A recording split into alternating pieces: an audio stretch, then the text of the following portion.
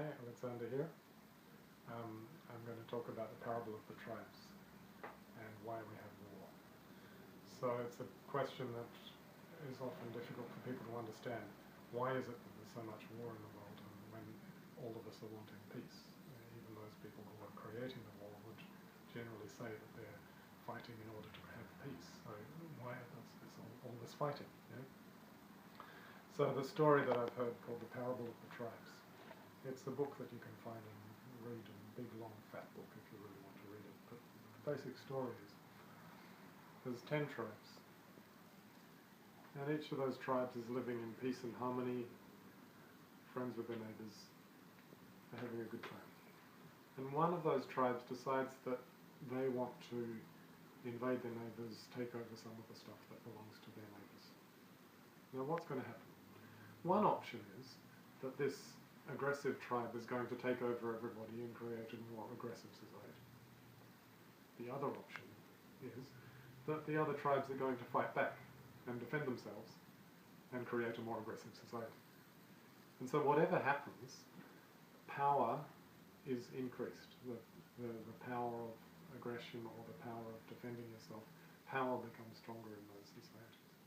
So it's not an individual choice, it's actually a choice that's made by the situation forces societies to take on more power and strength. And then you have a series of tribes or cities that are now a bit more developed, a bit more defensible, a bit more strong, and they, again, the same thing happens. Whenever someone decides to be a little bit stronger and a little bit more aggressive, then somebody has to defend themselves. The level of strength and aggression and conflict increases and increases. So it's not really possible to reduce the power situation here. If somebody says we're just going to be peaceful and we're not going to hurt anybody else and we're not going to defend ourselves, then somebody else can be powerful, take over and create, it's still a powerful, aggressive society. Simply being more gentle and nice doesn't create peace. So what do you do? Aikido answered this very well. Aikido was a martial art that was based on being peace and loving and defending yourself at the same time. So the idea was that it's possible to create peace strongly, not to just passively not create war. So we can actually create a peaceful society through a strength of peace rather than a strength of aggression. So it's not possible to reduce the strength of these societies and to have a passive, nice, non-aggressive society. It is possible to have a strongly peaceful society that will impose peace on people around it. Imagine a society where you go into a bar and have a drink and somebody decides to pick a fight. And immediately someone walks up to them, says, sorry, we don't fight in here.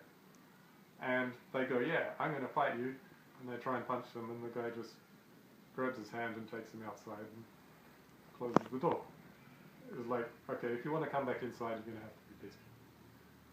We're not just being nice and sweet here, we're actually creating peace, imposing peace through a strength of peacefulness and harmony. So if that guy then wants to come back inside, he says, okay, I'm going to be peaceful now, and we have a more peaceful situation. So this is what we call strong peace. A lot of people see peace as something that will happen when everybody decides that they don't want to fight anymore. I don't want to wait that long. I think that we can have peace now.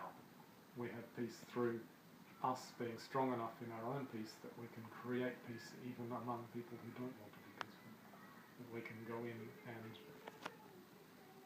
resolve conflicts, take people's aggression and disperse it, and create something that is powerfully peaceful and can't be shaken by little waves of somebody deciding to be aggressive.